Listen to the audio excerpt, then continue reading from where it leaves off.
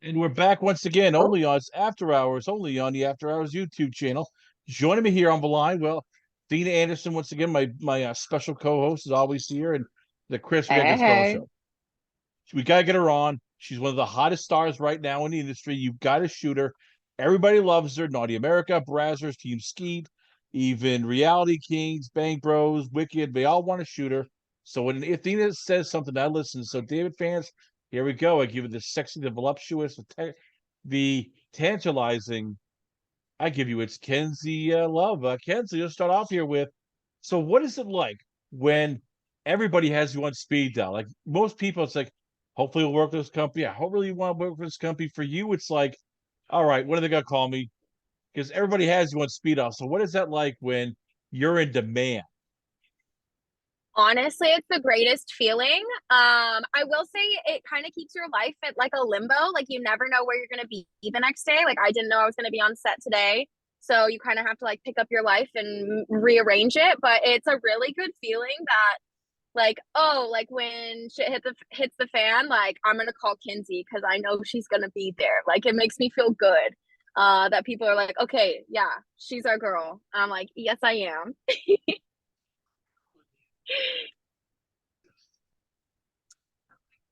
So before I let Yeah. Athena jump in, here's the big question: how tough is it doing all this? Because everybody thinks it's because you also have your OnlyFans, you have a mini vids. So how tough Yeah. is it running all this when you are constantly on your phone, texting, tweeting, you're doing your medicals, you're filing paperwork, you're researching people to shoot with for your own stuff, you're doing your OnlyFans. Like, how much of his career has become like a 24/7 baby that never sleeps? It's literally a 24/7 baby that never sleeps. I am in desperate need for help. I actually have a meeting with a personal assistant because I am drowning in life. If you saw my closet, you would know that I haven't done my laundry in a month because I just don't have time. It's a lot. It's a lot. And I didn't realize how much work it was to be on set, to manage many different platforms all at once, talk to fans, film custom videos, do Skype shows, make sure you still look hot, your nails are done, your hair is done, you're waxed and ready to go for a shoot at any moment, doing research on finding people to collab with that will not only represent your brand well, but that you align with and you'll film hot content with. It is literally only an industry for boss babes. I got into this industry thinking I could just be a hot, lazy girl, and that is not at all what it is.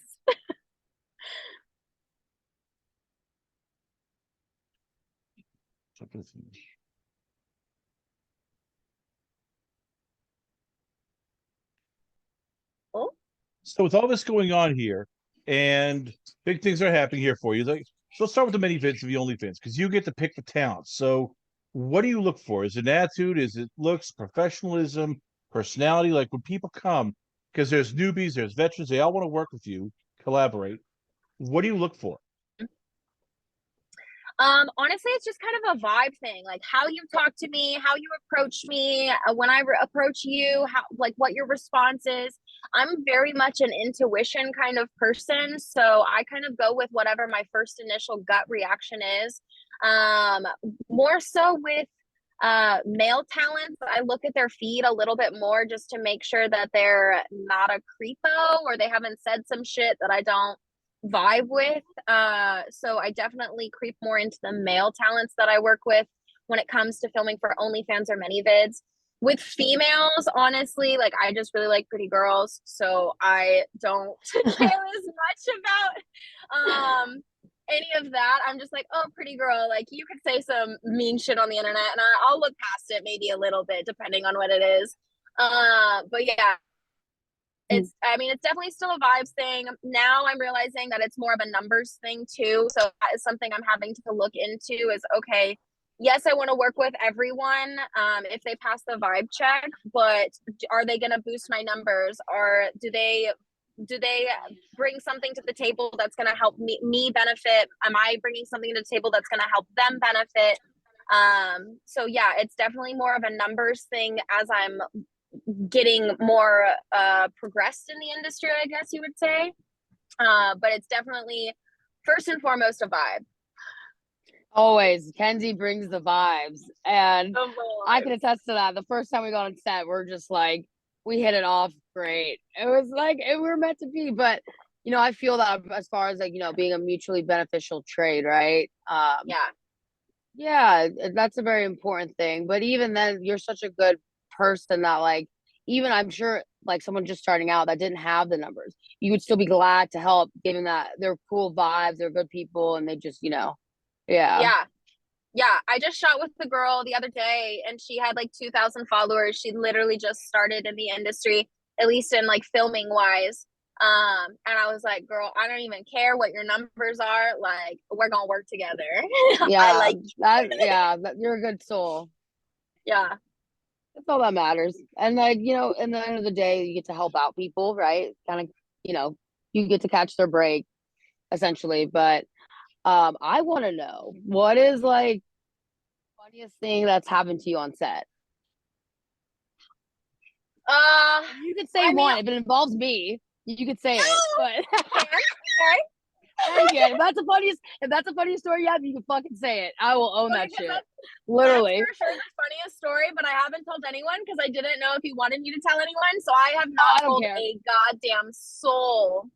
Now we're telling. Now it's on air. Say it. Now we're telling everyone. Okay, so Athena and I, when we first met, we were in a scene together, and our male talent was well endowed, and she was riding him, and she came, as you do, on a very nice stick. But she came so hard, she let a little Shit one slip out myself. the I hit myself. Alex Jones made me come so hard, I lost the entire control of my body, and literally, and Kenzie, the fucking homie, literally slides like over. She picks up a baby wipe that's on the floor and just kind of like covered, like slides. And she looked at me, gave me the wink, didn't say a fucking word, kept going. I was like, girl's a fucking. I love her. I love her. You know what? No one on set even noticed that happened. No one on set even noticed. That was just between you and me until we just aired it out right here. I don't care. I own that shit. Literally, I own that shit. And I love it. it's not like I fucking like, it was just, dude, you come hard. Sometimes shit happens, literally. Sometimes shit literally just happens. It was so funny. And after the scene, we were just fucking dying. I literally grabbed her, looked at her dead in the soul, and I was just like, oh my God. Like, you're the fucking shit. You're a G. She's like, I got you. And I was like, got you. That's right. So ever since when the day comes when I shit myself from coming so hard, I hope that the other girl who's there will have my back. For sure she would. And then maybe we can air this out right now. Hey, if you run into some shit, be a homie. Be a homie. Shit. Be a homie, dude. Shit happens. Well, one day it might happen to you, man. Was that like the most like orgasmic cum that you've ever had in your entire life? Yeah, honestly, like I would say the second. It was probably the second most like orgasmic. The first time was the first time I ever squirted. I remember it so vividly, and I was just like, "Whoa!" And but yeah, that was like literally the second highest. And yeah, I lost complete control of my body. He sent me in a different universe. I was like, "What am I?" It was a big and nice dick. Yeah, it was. Now question for you, Miss Kenzie. What are you how long you been in for now? My 1 year was December 18th. So wow. Yeah, we're right there with each other. 13 months. Yeah. Yeah, because when did you join? A year ago this month. Oh, yeah.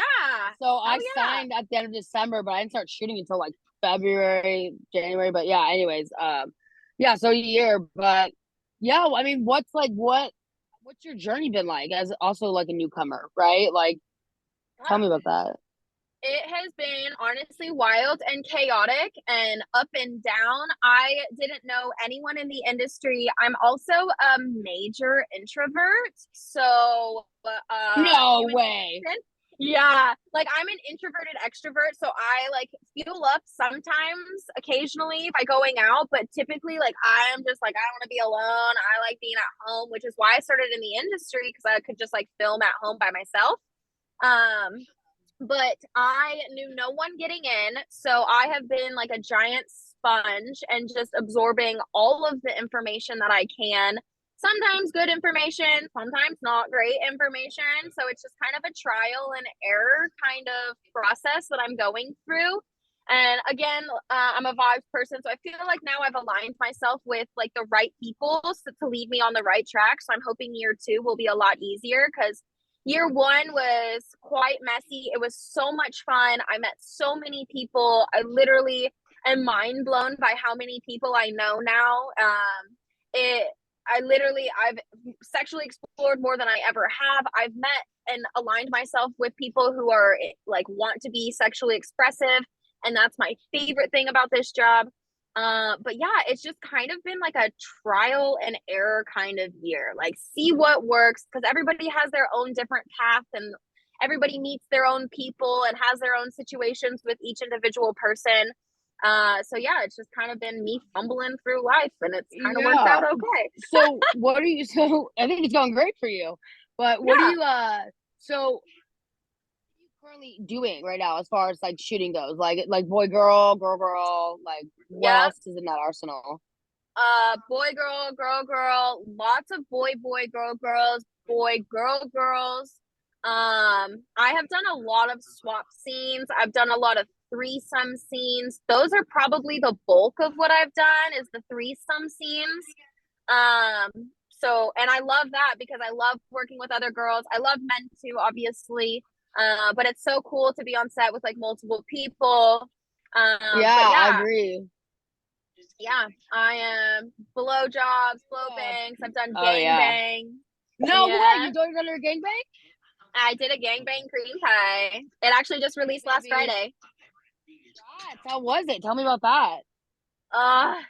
It was so hot. Also because I got a special scenario.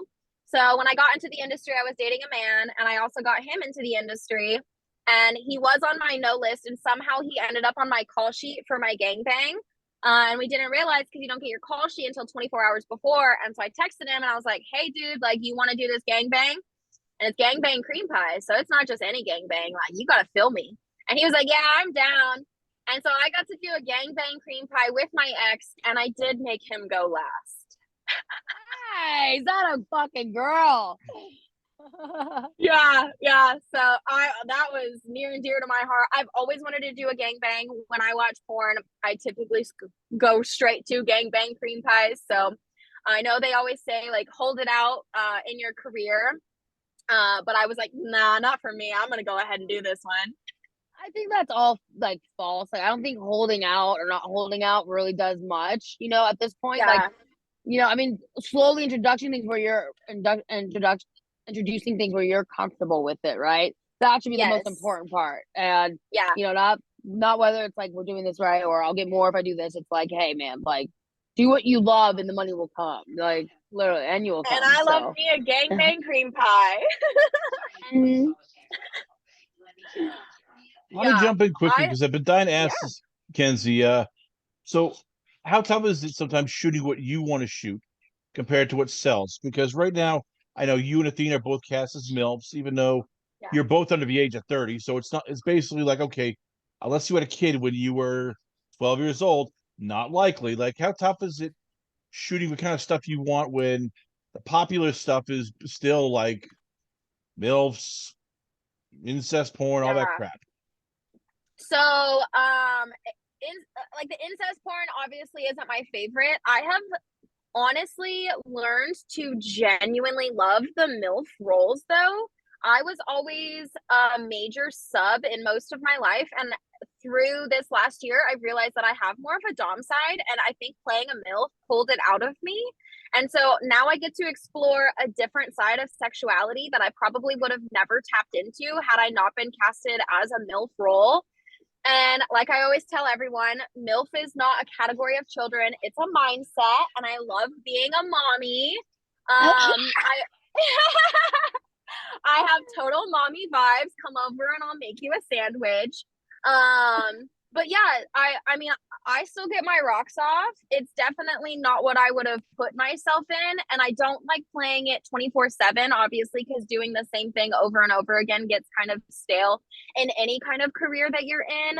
But I genuinely like playing the MILF roles, and I like being put in situations that I wouldn't typically put myself in, because it does make me more curious and have to tap into a different side of myself that I like am not super comfortable with tapping, and not necessarily uncomfortable tapping into, but I wouldn't go there naturally. And so it makes me more curious about what I can do. So yeah, I don't know. Did I answer that question or not? No, you did. I thought it was great. That's why, as I said, we've been dying to have you on the show. So all this is going on, and before I let Athena take over, here's what I'm curious about. Like, how tough is it for you getting motivated sometimes to do the stuff nobody wants to do, like the editing, setting up the camera, learning new camera techniques, learning how to shoot, learning, do the paperwork? Because the on-screen stuff is great. The, Yeah. looking for people is pretty fun. It's the rest of the stuff that's a pain in the ass. So for you, how tough is it motivating yourself to go, okay, today's a paperwork day, gotta take care of this. Today's an editing day, I gotta take care of that. Like, how do you motivate yourself sometimes to do this stuff that nobody wants to do? So the real answer is I don't. I pay other people to do it. I am a firm believer in, if you don't like doing something, why force yourself to do it when I have the financial means and I make the income where I can pay someone else to do it. So it frees up my space where I can do the things that I want. So I have a video editor, I have a marketing person, I have someone who showed me how to do all the paperwork. So yes, I still have all the people doing the paperwork and I'm having them do it, but I don't have to keep log of it. I have a bookkeeper, I have a maid, I have a dog sitter. Like, I just pay other people, yeah, you do, to do everything else for me that I don't want to do, because I am very blessed. I worked very hard in order to create the financial income where I can easily access that and not have to do the things I don't want to do. So yeah, I just don't. I don't do it if I don't want to. It's one of those things, like kind of like I touched on the last podcast, was it's timing, like time we can't get back. And it's like, if you can like outsource it and be as efficient as you can with it, like you do, we're on the move, we're going, we're getting called to set, like we don't know when we're getting off, like, so yeah, I mean, I feel when you said that, you're like, I got made, I was like, yeah, dude, I dog walk, yeah, you have to, All it's of like, it. yeah, and like, even the OnlyFans, having, someone help, assist in that. And my question, I guess, would be like, how do you get motivated? Just meet like girl to girl right now. Like, how do you get motivated to do the solos and all that? Like, I'm totally chill when I have like another person to do it with. So I'm like, we're working together. But as far as doing solos, yeah, tell me, like, how do you get motivated to do that? Yeah, so that's something I'm actually like navigating right now. And the last couple of times, so I set aside one specific day to film all of my custom videos. I also schedule in Skype shows at that time. And to be honest, I need someone to hold me accountable. So I will have a friend come and just sit in my apartment in the other room and sit there while I do my work, because I know if I don't have someone else sitting in my house noticing whenever I stop and I just open TikTok and start scrolling, I'll do that. I'll sit there for hours. I will procrastinate doing all of my work.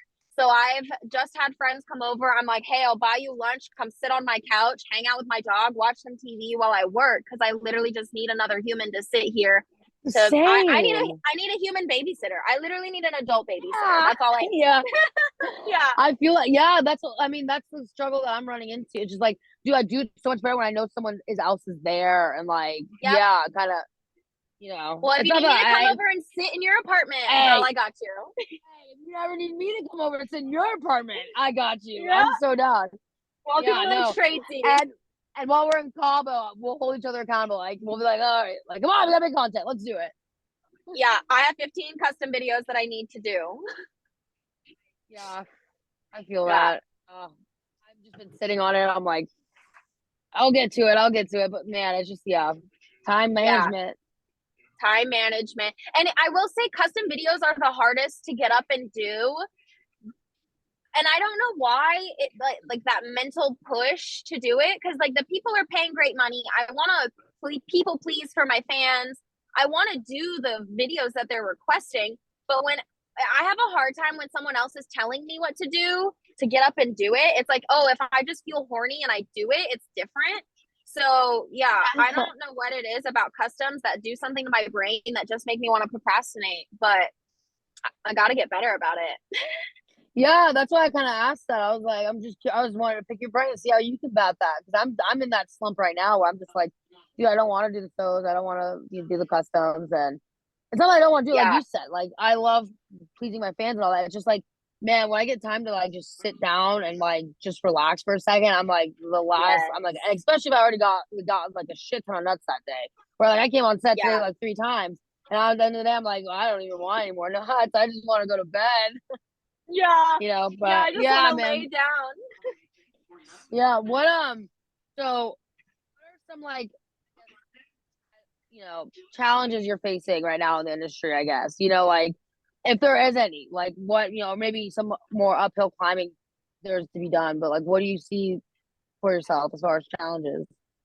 Yeah, so I honestly think it's like the scheduling out. So I realized that I need to schedule out my entire year.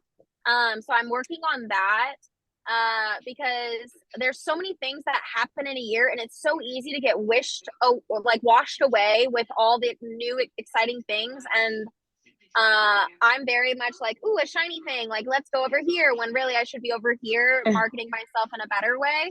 So that is something that I'm trying to work on. I desperately need a personal assistant to help me with just regular basic life things. So that's something that I'm actually in the works of right now, is finding and hiring a personal assistant. Yeah. Get one. I have one, dude, and his name's, I call him Gabby. He's fucking the shit, and like my life has just been so much more.